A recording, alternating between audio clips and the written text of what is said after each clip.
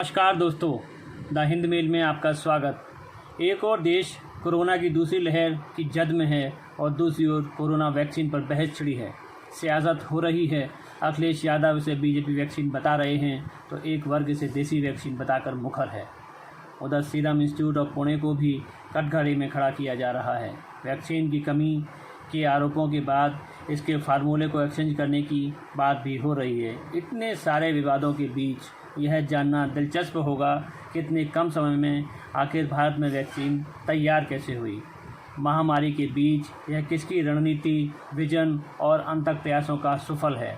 किसके संघर्ष, देशभक्ति, दूरदृष्टि और अटल इरादों ने 140 करोड़ भारतीयों को कोरोना में सुरक्षा कवच के रूप में वैक्सीन दी है। आइए सिलसिलेवार तरीके से तारीखों और प्रमाणों के साथ जानते हैं कि कोरोना की काली छाया पड़ने के बाद वैक्सीन की दिशा में कैसे बढ़े हमारे कदम।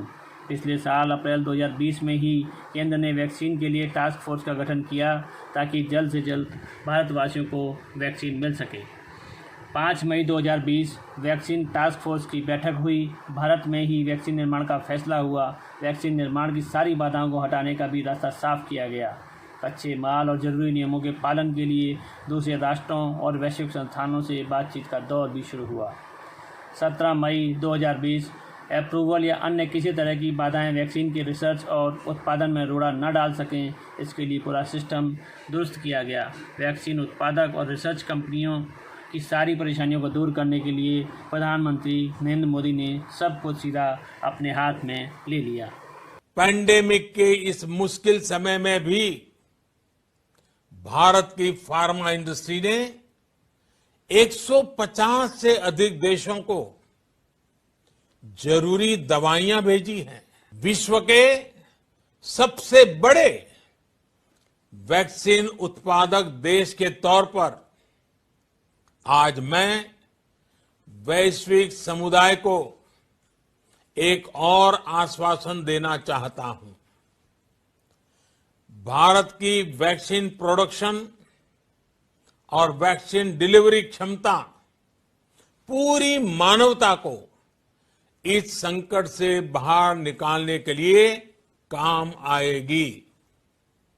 13 जून 2020 पुणे के सीरम इंस्टीट्यूट और एस्ट्राजेनेका के बीच अपने उत्पाद का निर्माण करने के लिए एक करार हुआ, विशेष रूप से भारत और गावी देशों के लिए सालाना 1 अरब वैक्सीन तैयार करने का, ताकि सभी भारतीयों तक वैक्सीन यथाशीघ्र पहुंचाई जा सके। 30 जून 2020 इतने बड़े देश में वैक्सीन की पहुंच हर व्यक्ति तक सुगम हो, इसके लिए प्रधानमंत्री की अध्यक्षता वाली समिति ने जनता को वैक्सीन लगाने संबंधी प्रक्रिया, टेक्नोलॉजी इत्यादि पर मंथन किया। तय हुआ कि कोरोना में सबसे ज़्यादा खतरा स्वास्थ्य कर्मियों, पुलिस और सेना के जवानों, अन्य फ्रंटलाइन कर्मचारियों और बुजुर्गों को है, अतः उनको प्राथमिकता देते हुए टीकाकरण का प्लान बनाया जाए। ये भी निर्णय किया गया कि उत्पादन से लेकर प्रत्येक भारतीय के टीकाकरण तक की निगरानी के लिए टेक्नोलॉजी का प्रयोग किया जाए। कोविन ऐप की उत्पत्ति इसी के चलते हुई। 21 जुलाई 2020 जनवरी से मार्च तक 30 करोड़ वैक्सीन डोज के उत्पाद और वितरण का खाका तैयार किया गया और वैक्सीन को नाम मिला कोविशील्ड। दूसरी ओर ICMR और भारत बायोटेक ने भी कोवैक्सीन के निर्माण की तैयारियों को अंतिम रूप दे दिया। 12 अगस्त 2020 प्रधानमंत्री नरेंद्र मोदी ने national expert group on vaccine administration for कोविड-19 का गठन किया। वैक्सीन को देश के हर नागरिक तक पहुंचाने के लिए डिजिटल इंफ्रास्ट्रक्चर, सप्लाई चेन के लिए पूरा विचार विमर्श हुआ और भविष्य की रूपरेखा भी तैयार की गई। 15 अक्टूबर 2020 थोक में वैक्सीन की खरीद, सप्लाई चेन और उसके उपकरण की खरीद और उपयोग का पूरा प्लान तैयार हो चुका था। इसके साथ ही केंद्र सरकार किस तरह से वैक्सीन बनाने वाली कंपनियों को सहयोग आगे बढ़ाएगी, इसकी भी आगे की रूपरेखा निर्धारित हुई। 17 अक्टूबर 2020 कोल्ड स्टोरेज चेन, वितरण नेटवर्क और प्रणाली, मॉनिटरिंग कार्यप्रणाली, एडवांस असेसमेंट और अन्य उपकरणों की जरूरत के हिसाब से खरीद और उपयोग के लिए भी विचार विमर्श हुआ। देश की जनसंख्या में किसको कब वैक्सीन लगाई जाएगी, टेक्नोलॉजी प्लेटफार्म और कोल्ड स्टोर के सही उपयोग की प्रणाली की समीक्षा भी की गई। 28 नवंबर 2020 प्रधानमंत्री नरेंद्र मोदी भारत में बनने वाली वैक्सीन के तीनों प्लांट पर हैदराबाद, अहमदाबाद और पुणे गए। हर तैयारी का निरीक्षण किया और जायजा लिया। इससे रात दिन मेहनत कर रहे हमारे वैज्ञानिकों में एक नए उत्साह का संचार हुआ। 7 दिसंबर 2020 कोविशील्ड के अप्रूवल के लिए एप्लीकेशन डाली गई। इसके बाद दिसंबर में ही वैक्सीन और उससे संबंधित सप्लाई चेन और अन्य उपकरणों को विस्तार से ड्राई रन किया गया। 3 जनवरी 2021 यह दिन भारत के लिए दोहरी खुशी लेकर आया। भारत को मिली एक साथ 2 वैक्सीन, एक और पुणे की सीरम इंस्टीट्यूट की कोविशील्ड और दूसरी ओर भारत बायोटेक की कोविड वैक्सीन भी तैयार हो गई। 12 जनवरी 2021 भारत बायोटेक और सीरम इंस्टीट्यूट से वैक्सीन की पहली खेप भारत की सेवा में रवाना हुई। इसके बाद 16 जनवरी 2021 को विश्व का सबसे बड़ा टीकाकरण अभियान प्रारंभ हुआ।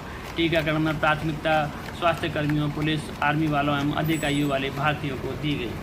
तो यह थी वैक्सीन निर्माण की पूरी कहानी। कहीं कोई गोपनीयता नहीं, बल्कि ट्विटर के माध्यम से सबको बताया भी गया कि वैक्सीन को लेकर चल क्या रहा है।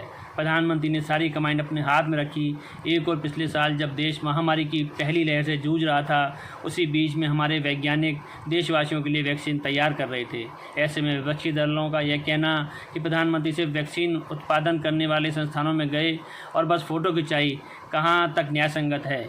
क्या ये प्रधानमंत्री की दूरदर्शिता और हमारे वैज्ञानिकों के अथक परिश्रम का परिणाम नहीं है कि आज हमको कोई भी राष्ट्र वैक्सीन के नाम पर मजबूर नहीं कर सकता, क्योंकि उनको पता है कि भारत के पास अपनी खुद की वैक्सीन है। धन्यवाद। जय हिंद।